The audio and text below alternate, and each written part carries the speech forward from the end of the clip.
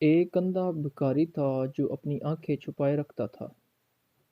اس کا سوال کرنے کا انداز بڑا عجیب تھا۔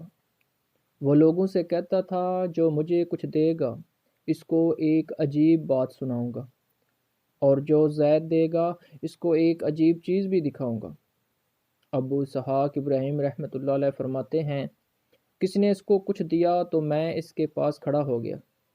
اس نے اپنی آنکھیں دکھائیں، میں یہ تک حیران و ششدر رہ گیا کہ اس کی آنکھوں کی جگہ دو سوراخ تھے جس سے آر پار نظر آتا تھا۔ اب اس نے اپنی داستان حیرت نشان سنانی شروع کی۔ میں اپنے شہر کا نامی گرامی کفن چور تھا اور لوگ مجھ سے بے حد خوف زدہ رہتے تھے۔ اتفاق سے شہر کا قاضی یعنی جج اس کو جب اپنے بچنے کی امید نہ رہی تو اس نے مجھے 100 دینار بھجوا کر کہلا بھیجا کہ میں ان 100 دیناروں کے ذریعے اپنا کفن تجھ سے محفوظ کرنا چاہتا ہوں۔ میں نے حامی بھر لی۔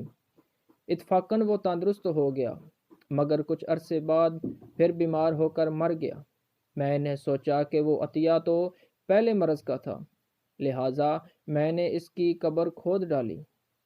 قبر میں عذاب کے آثار تھے، اور قاضی یعنی کہ جج قبر میں بیٹھا ہوا تھا، اور اس کے بال بکھرے ہوئے تھے اور آنکھیں سرخ ہو رہی تھیں۔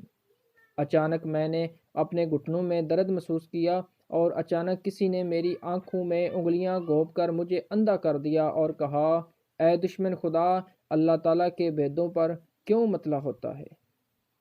اللہ پاک ہم سب پر رحم فرمائے، آمین ثم آمین۔